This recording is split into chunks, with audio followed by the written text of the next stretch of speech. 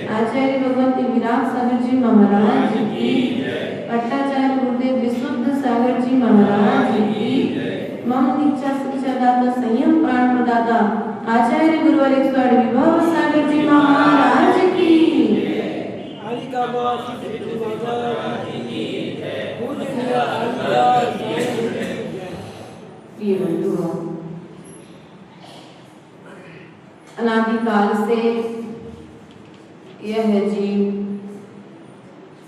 संयोग और वियोग को प्राप्त करता है और संयोग और वियोग की इस परंपरा में आचार्य भगवंत से शिष्य प्रश्न करता है कि भगवान आज हम सभी एक साथ होने का कारण क्या है? एक साथ एक परिवार में जीवों के होने का कारण क्या है? तो आचार्य भगवंत कहते हैं भाव भाव में भाई गई भावनाओं का प्रतिफल है। किसी ना किसी भाव में तुमने भावना भाई थी, यह मेरा पति हो, यह मेरी पत्नी हो, यह मेरी माँ हो, यह मेरी बहन हो, इसलिए जाकर के वर्तमान में ये रिश्ता बना है। अब वर्तमान में जो संबंध बना है, वास्तविकता में जो जीव तुम्हारे से संबंध बना हुए है वो कहाँ से आया है? तो आचार्य भगवान कहते हैं दिग्देशी व्याखगा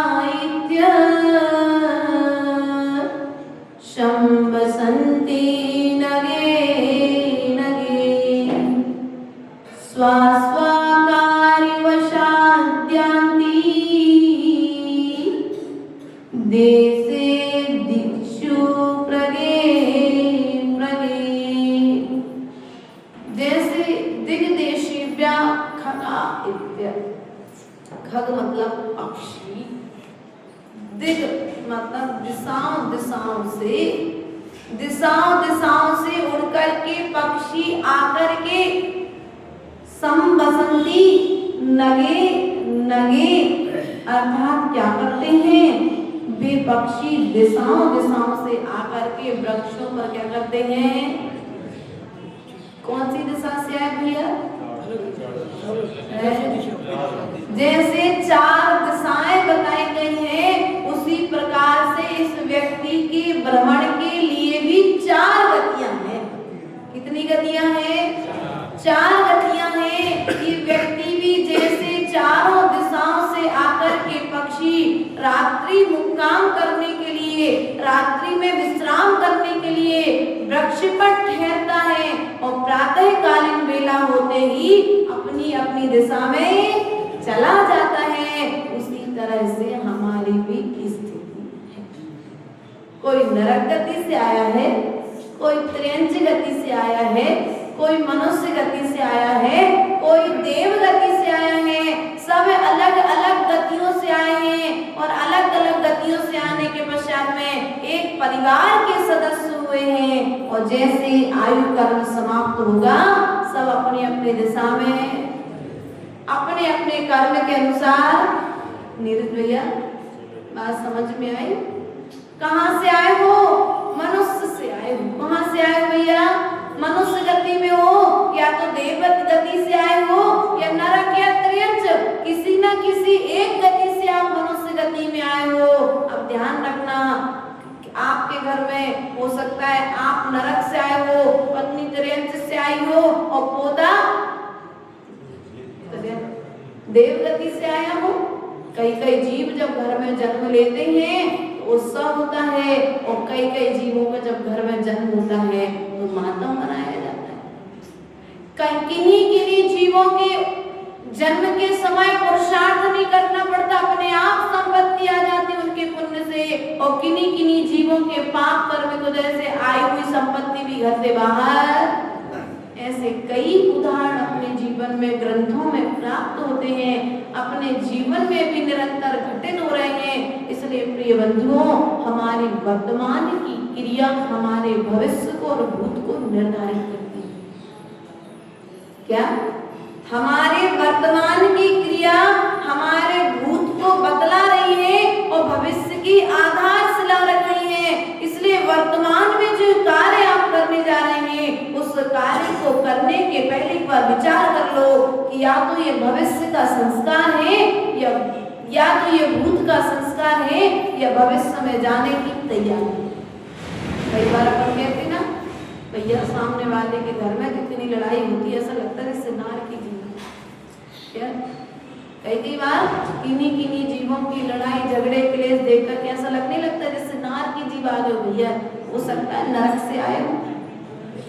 मार काट, लड़ाई झगड़ा, गाली गलौज दिन भर उनके घर में चल रहा है। इसका मतलब क्या है? ये जो लड़ाई करने का संस्कार है, तुम नरक से लेकर के आए हो। और भावना भाई थी, सो मनुष्य में आ गए हो, लेकिन अब फिर नरक में जाओ। क्या करोगे? आप लोग की स्थिति क्या है? या तो नरक में जाने की तैयारी चल रही है, या फिर नरक से निकल गए। बोझा ढोने का संस्कार तो आप लोग का त्रेंच का है कि नहीं है? पक्का में लगता है कभी कभी संजीव भैया आप लोगों की स्थिति देख करके कि वास्तविकता में आप लोग त्रेंच गति से तो नहीं आए। डाउट लग रहा है? नहीं, कभी कभी लगता है, हम जब आपके विषय में सोचते हैं कि हमारी स्थिति क्या है। जैसे वो आचार्य भगवंत ने मूक माटी में लिखा है कि गधा जानते? गधा देखा होगा, गांव में तो देखने मिल ही जाते। तो गधा में और हम में अंतर क्या है?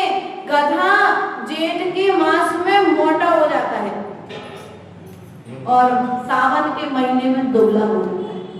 पता है क्यों? बल्कि सावन के महीने में व्यक्ति पानी आने के कारण अच्छी फसल है, इसलिए वो स्वस्थ हो जाता है। लेकिन गधे के साथ उल्टा होता है, वह सावन के महीने में दुबला होता है और इस भर गर्मी जेठ के महीने में मोटा हो जाता है। इसका कारण आचार्य भगवत ने कहा, जो गलत धारणा में जीता है वो गधा। क्या कहा? आप लोग नहीं हो, बिल्कुल चिंता मत करना, आप लोग गधे थोड़ी ना हो, लेकिन जो गलत धारणा में जीता है वो गधा है। सो ऐसा क्या होता है, वो गधा ये सोचता है सावन के महीने में जब मैदान में हरी घास आती है तो वो गधा सोचता है मुझे इतनी सारी घास खानी पड़ेगी। क्या सोचता है? क्या सोचता है? मुझे इतनी सारी घास खानी पड़ेगी, मुझे इतनी सारी घास खानी पड़ेगी। ऐसा सोच सोच करके वो खाते हुए दुबला हो जाता है और जेठ के महीने में मोटा हो जाता है, क्योंकि वो घास सूख जाती है। तो जब वह मैदान में नहाता है तो देखता है पूरी घास मैंने, तो क्या होता है वो? बोलो, ऐसी स्थिति कुछ, ऐसी स्थिति कुछ। हम लोग सोचते इतना बड़ा हमने परिवार बनाया है, हमें इस परिवार का पालन पोषण करना पड़ेगा, हमें इसकी भी पूर्ति करनी पड़ेगी। बच्चे पैदा किए तो बच्चों की भी पूर्ति करनी पड़ेगी, पत्नी को लेकर के आए तो पत्नी की भी पूर्ति करनी पड़ेगी, माँ का भी पालन करना पड़ेगा। अरे भैया, ऐसे भी राजा हुए जिन्होंने गर्भ में ही पुत्र के संस्कार किए, चले उनका भी पालन हुआ कि नहीं हुआ। लेकिन कर्तृत्व बुद्धि के कारण हम क्या कर रहे हैं, अपने समय को कर्तृत्व बुद्धि बना करके रखी है। इसलिए प्रिय बंधु, जीते जी अपनी इस गलत धारणा का त्याग कर दो, वरना जाकर के गधा बनना पड़ेगा। बोझ ढोरे मतलब किसका? बोलो तो नहीं हो रहा है, लेकिन फिर भी गधे के ऊपर, जैसे गधे की शक्ति से ज्यादा उसके ऊपर वजन रख करके व्यक्ति उसे ढोवाता है ना उसे, ऐसे तुम लोग भी अपनी शक्ति से ज्यादा ढो रहे कि नहीं ढो रहे हो?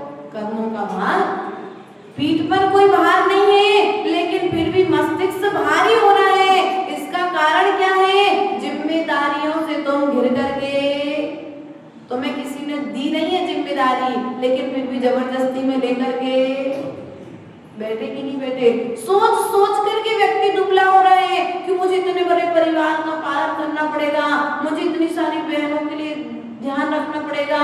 करना कुछ नहीं है, सब अपना भाग लेकर के, सब अपना भाग लेकर के आए, दिशाओं दिशाओं से आए। आयु कर्म पूर्ण होगा और वे सब अपने अपनी दिशा में ऐसे भी जीवनधर कुमार का शमशान घाट में जन्म हुआ। क्या? जीवनधर कुमार का शमशान भूमि में जन्म हुआ, तो पालन सेठ के घर में हुआ, लेकिन राज्य पद था, सो जन्म भले ही शमशान भूमि में हुआ, लेकिन मरने के पहले उसने अपने पिता की राजगद्दी को प्राप्त कर लिया पुरुषार्थ से। किया कि नहीं किया? वही सुकुमार और सुकौशल मुनि देखो, जिनके लिए राई का दाना भी गड़ता था, और वे देखो पुण्य कर्म का उदय की प्राया, चारित्र मोहिनी कर्म का क्षय हुआ, सो जाकर के अपने पिता को देखा और मुनि बन गए। इसलिए प्रिय बंधुओं, अपना पुरुषार्थ पर के निमित्त से कब तक बर्बाद करोगे? पुरुषार्थ तो कर रहे, लेकिन हमारा पुरुषार्थ दिशा गलत है। क्या? हमारे पुरुषार्थ की दिशा गलत है। यदि पुरुषार्थ की दिशा सही हो जाए तो फिर दशा सही होने में समय। हमारी दिशा बिगड़ी हुई है, जाना तो बांसवाड़ा है, लेकिन रोड तुमने बागीदोरा का पकड़ा है तो बांसवाड़ा तो पहुंचोगे, लेकिन थोड़ा घूम करके पहुंचोगे, चक्कर लगाना पड़ेगा। ऐसे हम भी चक्कर लगा रहे कि नहीं लगा रहे, चतुर्गति के चक्कर में पड़े हुए हैं। इसलिए प्रिय बंधुओं, सीधा मार्ग जा रहा है। व्रत नियम संयम आदि का निर्दोष पालन करो तो सीधे स्वर्ग, बोलो सीधे स्वर्ग पहुंच जाओ वर्तमान में, और स्वर्ग में रहो भैया। कुछ दिन भगवान की दिव्य देशना सुनो। नंदीश्वर पंचमेरु आदि के 458 जो चैत्यालय हैं, उन आकर्तन चैत्यालयों की वंदना करो, और वंदना करने के पश्चात में फिर पुनः मनुष्य बनने और मुनि बन करके मोक्ष। लेकिन माता जी कहना आसान है, कठिन लगता है। ध्यान रखना भैया, प्लीज गृहस्थी संभालना जितना कठिन है ना, उतना मुनि पद संभालना कठिन नहीं है। मुनि बनना विपुल भैया बहुत सरल है, लेकिन गृहस्थ बनना सबसे ज्यादा कठिन है। आचार्य गुरुदेव कहते थे कि मुनि के लिए तो मात्र 22 परिसर हैं और श्रावक के लिए 22,000। कितने परिसर हैं?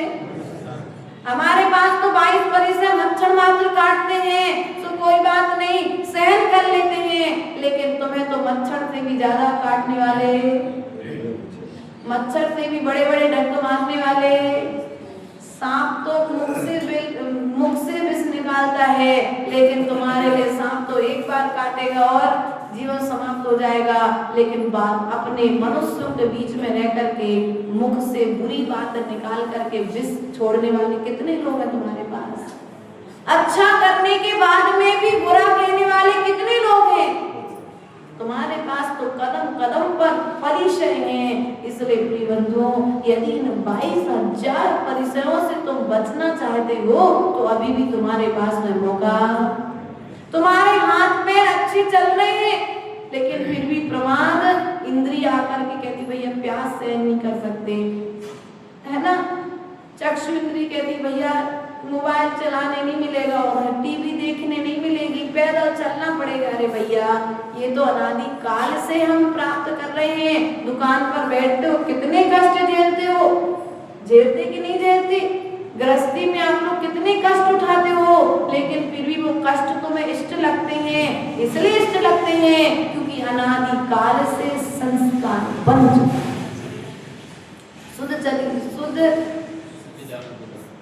शुद्ध समय सार की 4 नंबर की कारिका है। शुद्ध बड़ी चिराणु बूढ़ा सब से काम भोग बंद कहा। क्या है कि ये जो काम भोग और बंद की कथाएं हैं ये हमने अनादिकाल से की हैं। क्या की है? ये जो काम भोग बंद की कथा है ये हमने अनादिकाल से की है। इसलिए हमें क्या लगता है? सुलभ लगता है, आसान लगता है। और हमने मोक्ष मार्ग की कथा अनादिकाल से नहीं की है, इसलिए हमें क्या लगती है? कठिन लगती है। लेकिन एक बार पुरुषार्थ तो प्रारंभ करो, अभ्यास तो करो। पहली बार रोटी बने, बिल्कुल रोटी बनाई कि नहीं बनाई? देखो भगवान के मंदिर में रोटी नहीं किया ना, नहीं बनानी पड़ी, माँ होगी घर पर, है ना। इसलिए किसी ने रोटी बनाई यहाँ पर मिले, अच्छा भैया ने बनाई। क्या नाम भैया का? सुरेश गांधी जी ने रोटी बनाई। पहली बार रोटी बनाई थी, कैसी बनी थी भैया? भारत का नक्शा। अरे भारत का नक्शा तो फिर भी ठीक है, उससे भी बुरी बनी होगी, लेकिन पुरुषार्थ किया था तो गोल बनने लगी है। पहली बार जब रोटी बनाई थी थोड़ी गड़बड़ बनी थी, लेकिन बार बार अभ्यास किया तो वो रोटी भी वापस देखे तो गोल बनने लगी ना। तो बिना पुरुषार्थ के रोटी बनाना सीखे क्या? बोलो भैया माताओं। अब इन लोगों को कम मौका पड़ता है, आप लोग को ज्यादा पड़ता है, क्योंकि जब गृहस्थी में रहते हो ना, बचपन से जब बड़े होते हो तो माँ बार बार कहती भैया सास के घर जाना, रोटी बनाना तो सीख लो। आजकल की बेटियों को नहीं कहना पड़ता। वे तो कह रही थी मम्मी चिंता नहीं करो, मैं ऑर्डर कर मंगा लूंगी, ऑनलाइन मंगा लूंगी, मुझे जरूरत। आजकल के बच्चों को तुम लोग किताबें पढ़ना सिखा रहे हो ना, इसलिए उन्हें गृहस्थी चलाना, जिसने बेलन चलाना सीख लिया, ऐसा नहीं, ऐसा वो गृहस्थी चला सकता है। वो जिसने बेलन चलाना नहीं सीखा वो गृहस्थी नहीं चला सकता है। ये बंधुओं, तुमने जब रोटी बनाई थी तो रोटी बनाने में तुमने पुरुषार्थ किया था, पूर्ण मनोयोग को स्थिर किया था। मन स्थिर किया था कि नहीं किया? भोजन बनाते हो तो मन कैसा रहता है? उस समय यदि मन चंचल हो जाए तो सब्जी जल जाए, रोटी जल जाए, तुम्हारी पूरी मेहनत बर्बाद। आप लोग व्यापार करते समय यदि एकाग्र होकर के व्यापार ना करो बिल्कुल तो दिवाला निकल जाए। दुकान को लूट करके कोई भी लेकर के चला जाए, दुकान पर व्यापारी आए, पैसा लेते समय देते समय तुम्हें झपकी आ जाए, क्या होगा? नकली नोट पकड़ा करके व्यक्ति 1000 चला जाएगा। उस समय झपकी नहीं आती है क्या? लेकिन समय करने बैठो तो अरे आचार्य जी कहते हैं तो लोग नींद नहीं आती। नोट के लेते समय और नोट को देते समय ना झपकी आती है, नींद आती है, ना आलस आता है, ना जम्हाई आती है, ना पीठ में दर्द होता है, ना कमर में दर्द होता है, ना गर्मी लगती है, ना सर्दी लगती है। भूख प्यास सब कुछ मिट जाता है जब धन की बारी आती है। लेकिन जब धर्म की बारी आती है तो ये सब बहाने। तो जब धर्म की बारी आती है तो क्योंकि अनादिकाल के संस्कार है ना, इसलिए धर्म करना हमारे लिए कठिन लग रहा है और कर्म करना हमारे लिए सरल लग रहा है। इसलिए प्रिय बंधुओं, अनादिकाल से जीव पुरुषार्थ सही दिशा में नहीं कर रहा है, इसलिए उसे कार्य की सिद्धि भी सही दिशा में अभी तक सिद्ध नहीं बने। कारण सिद्ध ना बनने का कारण एक ही है कि हमने सही दिशा में कदम नहीं बढ़ाए हैं। यदि सही दिशा में कदम बढ़ाते तो हम अपने लक्ष्य तक अभी तक पहुंच जाते। इसलिए प्रिय बंधुओं, दिशाओं से जीव यहाँ पर आते हैं और फिर समय होते हुए अपने अपनी दिशा में, और जब जाते हैं, जब आते हैं तो हंसते हैं, और जब जाते हैं सो बोलो तो जाते हैं सो रोते हो तुम लोग। ध्यान रखना, पहले दिन ही सबको मालूम है जिसका जन्म हुआ है उसका मरण होना है। कोई अजन्मा नहीं है, कोई अजर अमर होकर के नहीं आया है, लेकिन फिर भी क्यों फिर आंसू बहा करके कर्म का फल करते। कुछ लोग तो इसलिए भी रोते, अगर रोएंगे नहीं तो लोग क्या कहेंगे, क्या लो सास मर गई वो रो नहीं रही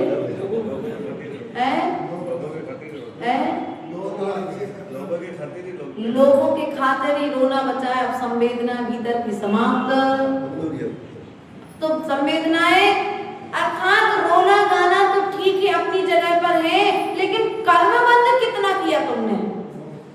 सामने वाला तो चला गया, अब सालों साल 6 महीने 4 महीने सालों साल तक आप याद करते रहे, बहुत अच्छे थे, अरे बहुत अच्छे थे, तो ठीक है ना, स्वर्ग चले गए।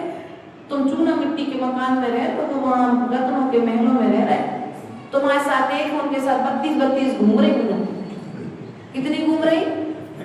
तुम यहाँ पर एक चूना मिट्टी के मकान में नहीं आ पा रहे, तुम पाषाण की पीतल की प्रतिमाओं के दर्शन नहीं कर पा रहे। वो नंदीश्वर जाके 500 धनुष ऊंची 108 प्रतिमाओं के एक साथ में दर्शन कर रहे हैं। अच्छे थे ना, तो कहाँ गए, अच्छे स्थान पर गए हैं। जब अच्छे स्थान पर गए तो रोना क्यों, रो करके कर्म बंद क्यों, आर्त रोध ध्यान तुम किसी के वियोग में कर रहे हो तो सामने वाला तो भला कर गया, लेकिन अब तुम्हारा भला होने वाला। आर्त रोध ध्यान के फल से तुम्हें अब अपूर्व गति कुछ दुर्घटना तुम्हारे जीवन में घटेगी कि नहीं घटेगी। इसलिए प्रिय बंधुओं, आर्त रोध ध्यान से बचो जितना बन सकता है। इष्ट का वियोग और अनिष्ट का सहयोग हो जाए तो ये तो तुम्हें सबको पहले दिन से मालूम है, मरना सबको एक दिन बोलते हो ना। लेकिन जब आचरण की बारी आती है उस समय बोलो तो, जब आचरण की बारी आती है उस समय भटक जाते हो, क्योंकि अनादिकाल का संस्कार पड़ा हुआ है। इस मोह की दशा है, ये मोह की दशा ही तो है जो मुझे मेरे स्वभाव में प्रवेश नहीं करने दे रही है। ये मोह की दशा ही तो है जो मुझे कर्म के बंध से बचने नहीं दे रही है। जैसे ही मौका पड़ता है और तत्काल होता क्या है, बॉर्डर पे खड़ा सैनिक यदि सामने वाला दूसरा सैनिक गोली मारता है तो गोली से बचाव करता है कि सीना लगे सामने खड़ा हो जाता है? बोलो, बचाव करता है ना। लेकिन तुम लोग की स्थिति तो ऐसी, तुम गोली फेंको, हम यहाँ सीना लेकर लगा करके सामने खड़े, फेंको गोली। हम स्वयं कर्म को रहे, सामने वाला कुछ अशुभ बोलता है और हम कर्म का सम्मान करने के लिए, दूसरे नए कर्म का बंद करने के लिए तत्काल हमारी स्थिति आ गए। मुझे महाप्रभु बोलते थे जब स्कूल पढ़ाते थे ना, पढ़ाते थे, कॉलेज में जाते थे, तब ये शब्द कई बार टीचर्स आदि के मुख से सुनने में आ जाता था, आवेल मुझे मार। अर्थात कुछ समस्याएं हम अपने कारण ही, अपनी आदतों के कारण स्वयं आमंत्रण देकर के बुलाते हैं। कुछ समस्याओं के लिए कुछ पूर्व जन्म के कर्म के अनुसार आते हैं और कुछ कार्य हम स्वयं करके उन्हें उदय में लेकर के आते हैं। इसलिए प्रिय बंधुओं, प्रयास और पुरुषार्थ करो। अब तो कम से कम अपनी दिशा सही चुन लो। अगर दशा संभालनी है, यदि दिशा सही नहीं चुनी तो दशा बिगड़ जाएगी, और दशा बिगड़ जाएगी तो पुनः तुम्हें भाव में भटकना पड़ेगा। इन्हीं भावनाओं के साथ बोले भगवान महावीर स्वामी की, परम पूज्य आचार्य गुरुवरेश्वर विभव सागर जी महाराज की, मणिका सिद्ध श्री माता जिनवाणी के ज्ञान से सूझे